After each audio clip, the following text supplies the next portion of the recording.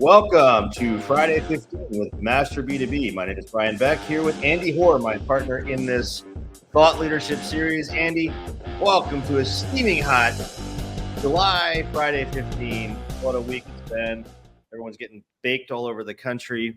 My air conditioning went out, so here, those of you who can't see me, I'm in a different location today just because. Is that an RV that you're in there? Yeah, I'm in an RV. That's right. Yeah, it's a delivery van.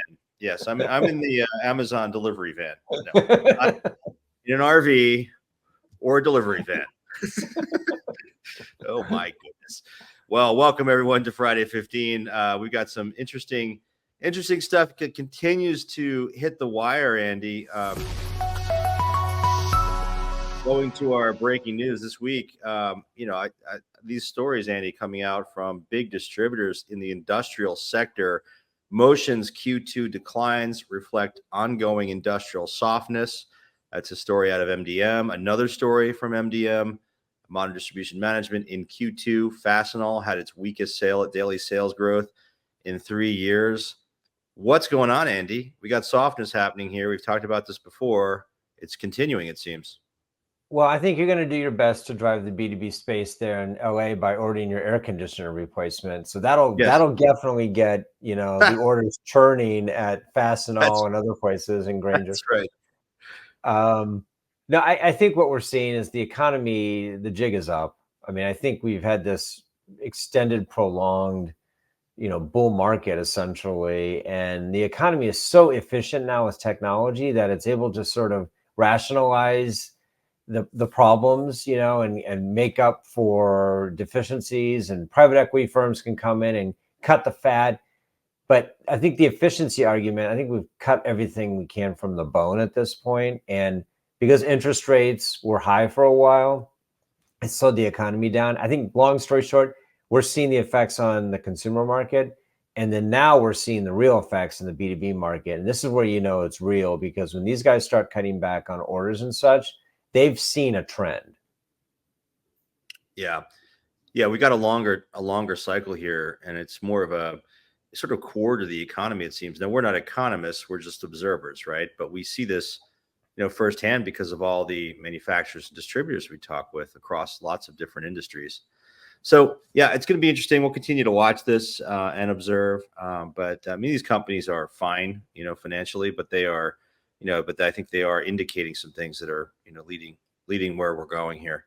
So today, Andy, we're going to talk about what is the biggest disconnect between the rank and file employees and executives. This is a fascinating topic, and we've been covering this summer. We've been covering some more of these sort of organizational topics that are fascinating and top of mind for a lot of the executives we work with and talk to every day.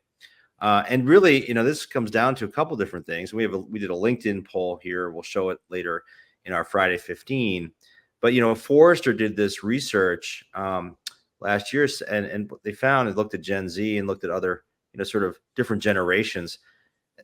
Here's a quote from their research. Gen Z employees are not just looking for a job. They are looking to become part of a community and build something. They want to be part of something.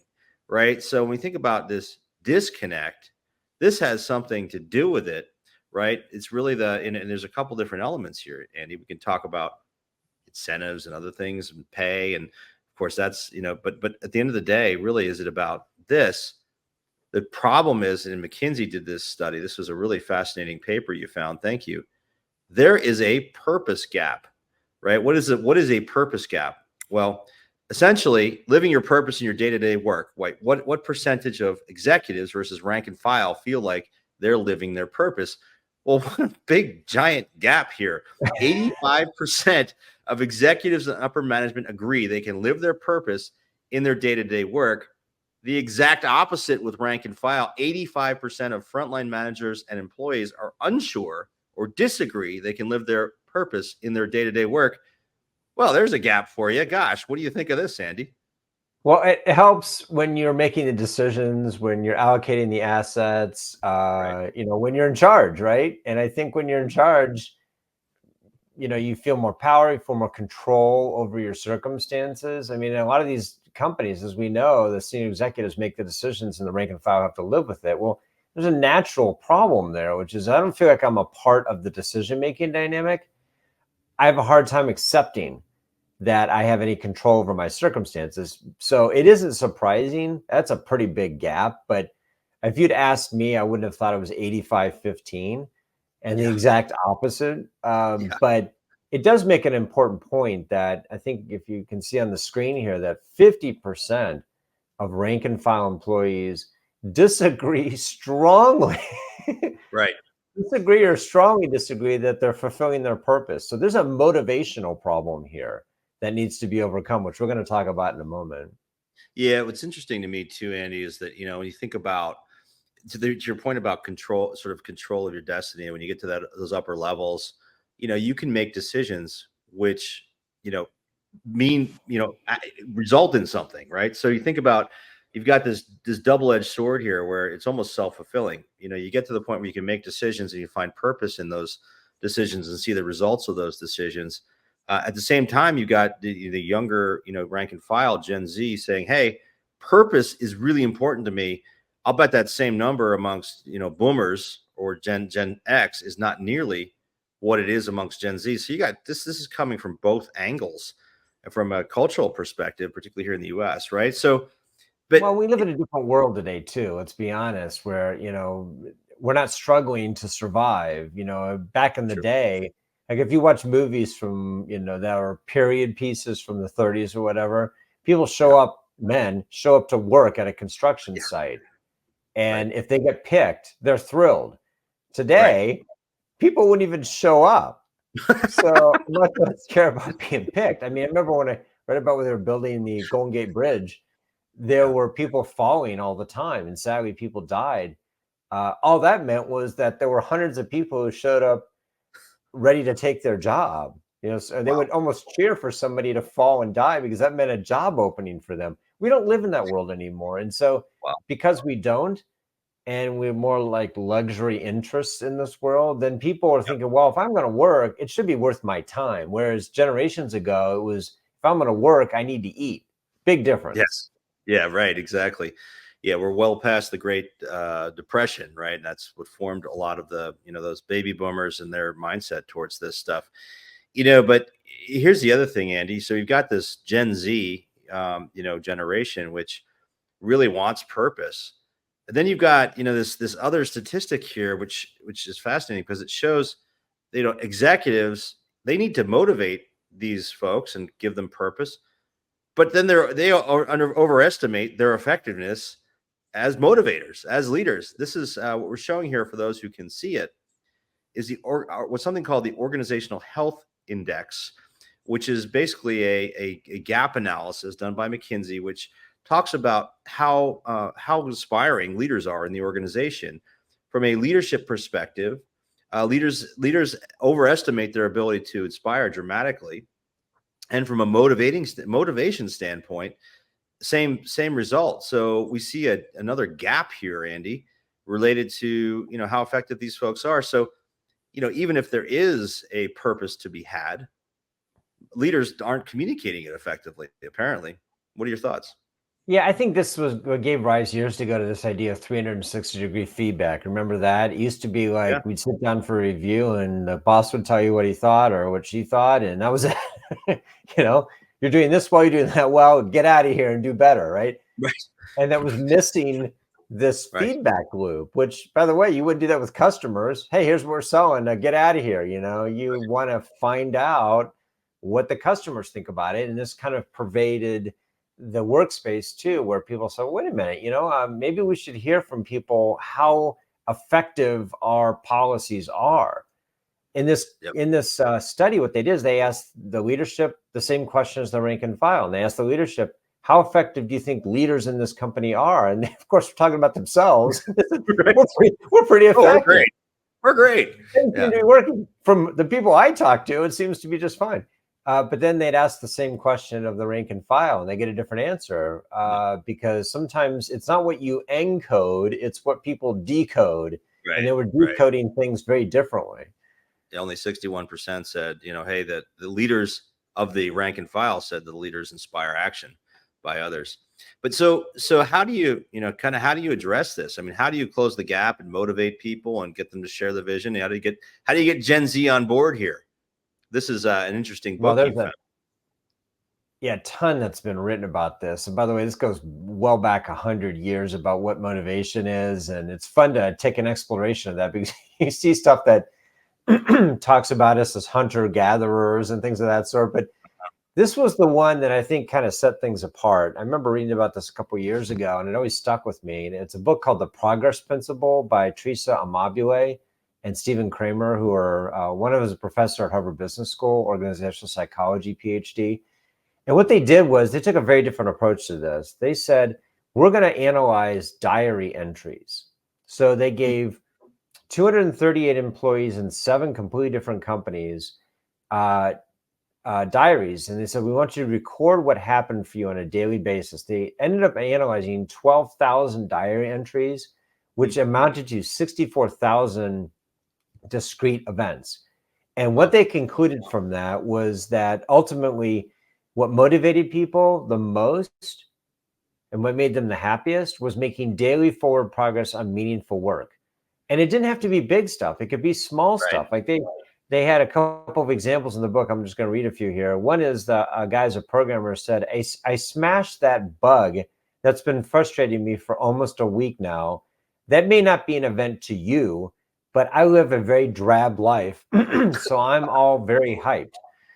Yeah. Somebody else wrote, I figured out why something was not working correctly. I felt relieved and happy because that was a minor milestone for me.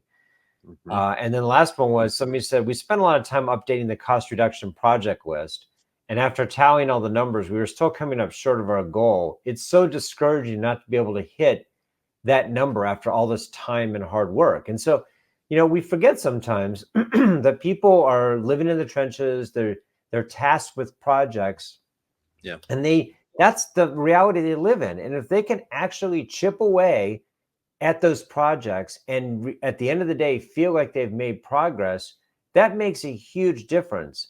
There's this sense that every manager is like a football coach where they have to give an inspirational speech in the locker room about go get them and stuff like that. And I think what we've discovered is that maybe that is like a sugar high. It gets you pumped up for a couple of minutes, and then 5 minutes later you go back to reality, which is you got to solve problems. So it feels like this is, in fact, what motivates people. And the interesting dimension here, just quickly, is that the negative side of this is doubly powerful and in a negative way, in that when people feel like they can't make forward progress, Yes. you can give them all the titles in the world, you can pay them well, they can even enjoy working with other people. But if they show up every day for work and they're frustrated around every corner, then eventually you're going to lose them because that's what they have to do. And so being in a frustrating circumstance where they can't make forward progress despite all the other extrinsic, is that the word? Intrinsic versus extrinsic? Extrinsic factors, yes. Mm-hmm. Extrinsic, wow, that's a difficult one to say. It makes no difference. But you said, we were talking earlier, you said you had an example of this just today. Yeah, no, it's fascinating because the manager, their job is to enable people to be able to do these things and achieve meaningful work. But it's not even just within the structure of their particular function within a corporation. I was talking earlier today, actually, Andy, to a large, kind of a upper mid level manager at a large plumbing company, big giant plumbing manufacturer. And what she told me was, there were certain things she's trying to do in e-commerce that she wasn't able to do because she's fighting against other parts of her organization, right? So that, the sales team in particular, in this case, they've got someone out there managing small retail sales. These folks are coming online and selling products and, really causing channel conflict with what she's trying to do in e-commerce, and she can't get it done. So it's not even just within the function. We're talking about, getting things done cross-functionally. So the manager's job isn't just that, the executive's job. You got to be mindful of how your organization is functioning, even within things like channel strategy and overall. So fascinating. I mean, meaningful work, can mean a lot of things. But getting things done, the sense of accomplishment.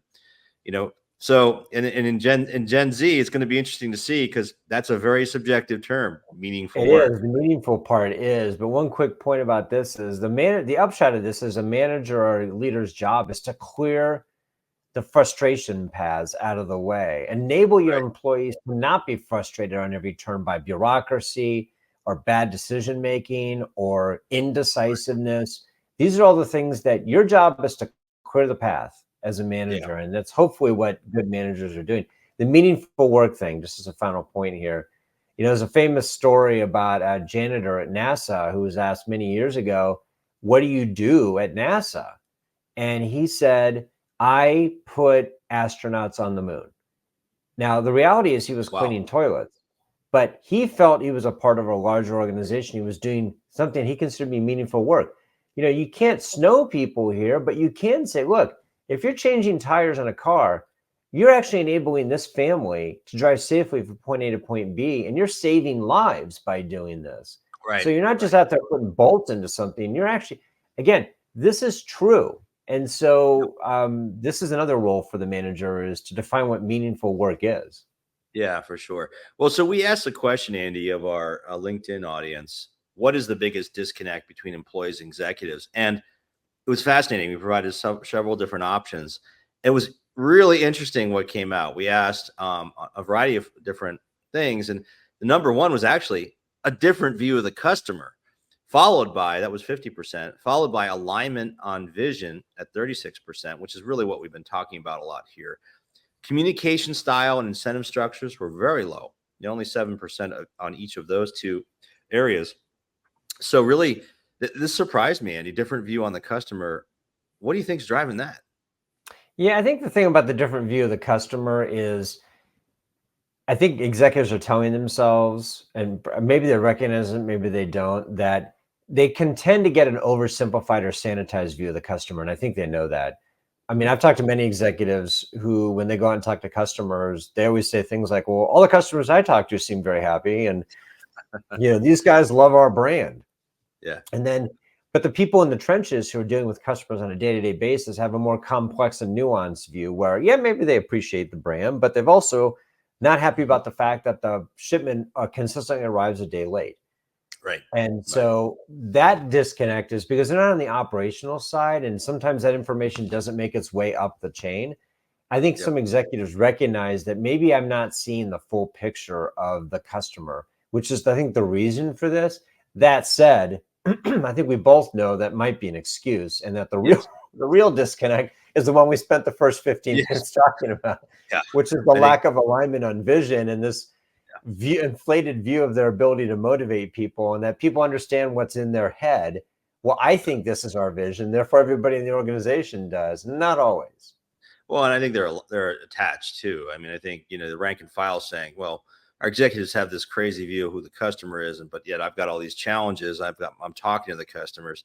I see what's going on here, and the executives don't understand the what how to better serve the customer, things like that." So I think they're really related, and even as it relates to my example earlier about overall seeing the challenges that lack of alignment can provide, and how that translates to ultimately how the product and experience shows up for the customer in the market. So yeah, I think these are interrelated. I was a little surprised that alignment didn't win, though. They were sort of come out on top of these, just for the Well, reasons we've been talking this reminded me of the famous stories we've often heard where you ask a CEO what the vision for the company is, and they can explain it in 2 sentences or less. This is our value proposition, and they've about. Right. got it all figured out about how we're different, et cetera.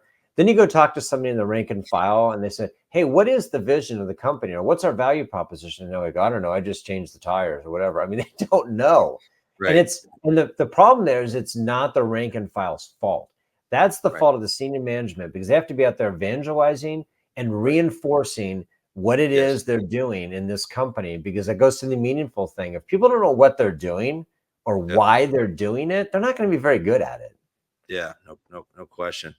No question. Well, um, so interesting. So Andy, I know we're at Friday 20 here, so let's keep driving through here, folks. We appreciate your time. Want to make a couple quick announcements before we wrap on the day. And First is our executive roundtables.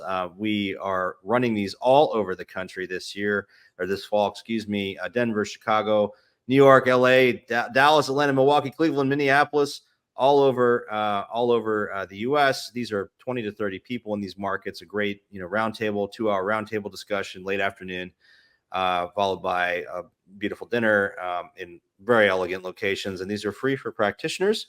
Encourage you to sign up if you are close to one of those markets or can get there. You can go to our website, masterb2b.com, and click on events, and you'll see all these listed. You can apply to join us. Also, our forum, which is free for practitioners only. And we have really just a great group here of folks that join us and ask questions, get feedback from peers. Every week, we're seeing lots of really interesting questions and answers being asked and value being added. Also free. Go to our website, masterb2b/forum, and sign up. And Andy, of course, always, all of our Friday 15 episodes are on your favorite streaming service as a podcast, Spotify, Google, Apple, on our website as well. So encourage you to take a listen to that. Andy, what a great topic today. Any final thoughts before we wrap? Yeah, we haven't really talked about some of these issues in the past. We focus more on the harder, kind of highly metric issues, and I'm kind of enjoying talking about some of these softer ones, because this is the thing that really makes the difference at the end of the day. The other metrics don't come to pass if you don't get these things right. So it's been fun talking about them. Absolutely. People make the difference. Well, folks, thanks so much for joining today, and we'll talk to you next week on the next Friday 15.